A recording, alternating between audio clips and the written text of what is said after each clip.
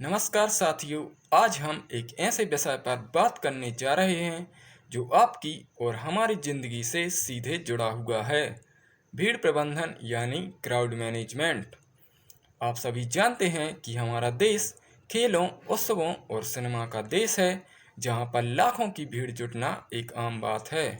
लेकिन जब ये उत्साह और उमंग प्रशासनिक लापरवाही और तकनीकी खामी से मिलते हैं, तो पल भर में ये उत्सव मातम में तब्दील हो जाते हैं। हाल ही में उत्तर प्रदेश के हाथरस में हुई घटना, जिसमें 121 लोगों की मौत की त्रासदी हो, या पिछले साल की मध्य प्रदेश की सीहोर के कुबरेश्वर धाम की घटना, जिसमें कई लोगों ने अपनी जान गंवा दी, ये उदाहरण हमें बताते हैं कि अब पारंपरिक पुलिसिंग नाकाफी है। इसी बीच मध्य प्रदेश के उज्जैन से एक सुशासन से उम्मीद जागी है, जिसे भारत सरकार ने राष्ट्रीय स्तर पर राष्ट्रीय ई गवर्नेंस पुरस्कार से नवाजा है। उसका नाम है त्रिनेत्र एआई प्रणाली। तो यह प्रणाली क्या है, आइए इस लेक्चर में बात करेंगे। साथियों, त्रिनेत्र को समझने से पहले इस संकट को गहराई से समझना होगा कि आखिर क्यों इस प्रणाली की जरूरत हमें है।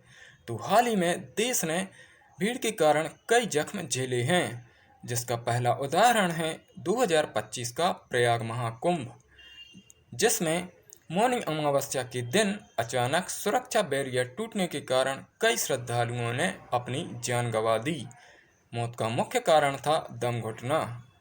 दूसरा प्रमुख उदाहरण है जब 2025 में आईपीएल में बेंगलुरु यानी कि आरसीबी टीम विजेता हुई, तो बेंगलुरु में उसकी विजय यात्रा निकाली जा रही थी और चिन्ना स्वामी स्टेडियम के बाहर फैंस की क्रेजीनेस इतनी बड़ी कि 17 लोगों ने अपनी जान गंवा दी।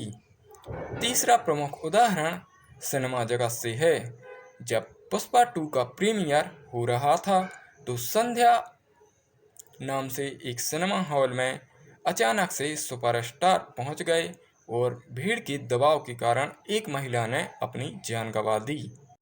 इन सभी हादसों में तीन कमियां बिल्कुल कॉमन थीं: क्षमता से अधिक लोग, सक्रिय निकास मार्ग और प्रशासन के पास रियल टाइम डेटा का न होना। इन्हीं घटनाओं का इलाज है उज्जैन महाकाल मंदिर का Trinetra project. Ujjain smart city और जिला प्रशासन द्वारा लगभग 5.25 करोड़ की लागत से विकसित यह सिस्टम कोई साधारण सीसीटीवी नेटवर्क नहीं है, बल्कि एक अत्याधुनिक एआई आधारित वीडियो सर्विलांस सिस्टम है। इसके तहत पूरे परिसर में 700 से अधिक एडवांस एआई इनबिल्ट कैमरे 24 घंटे सक्रिय रहते हैं, जो सीधे एकीकृत कमांड और कंट्रोल सेंटर से जुड़े हैं। इसकी कोर टेक्नोलॉजी तीन मुख्य स्तंभों पर काम करती है। पहला, क्राउड डेंसिटी एस्टिमेशन।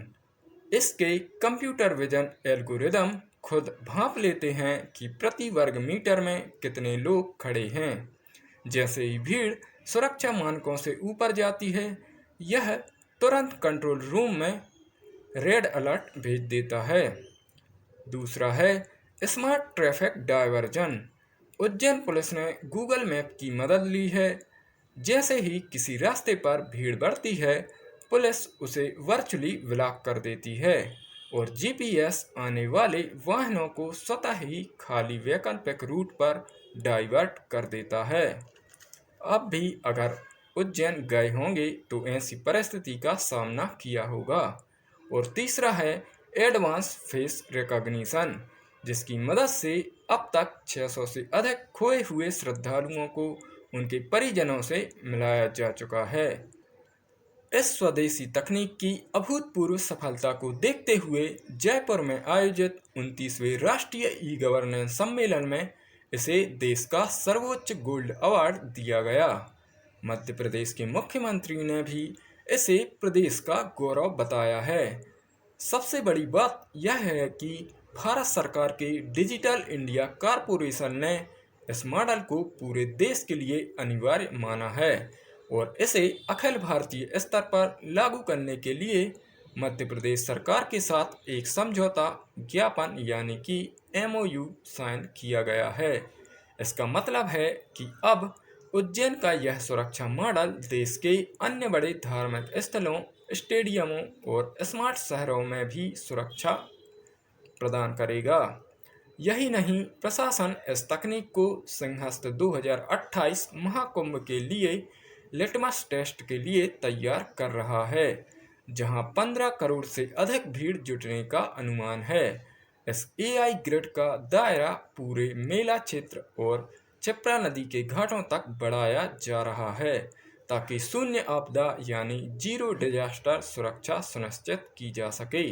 और बेंगलुरु जैसे हादसे हमें ये चेतावनी देते हैं कि आधुनिक युग में पुरानी व्यवस्थाओं के सहारे नहीं बैठ सकते। तकनीक जब सुशासन से मिलती है, तब नागरिकों के जीवन में सुरक्षा और सुगमता आती है।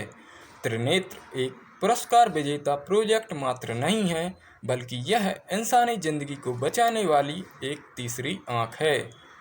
यदि आपको इस प्रकार की जानकारी पसंद आई हो तो हमारे चैनल को सब्सक्राइब कीजिए और वीडियो को लाइक कीजिए।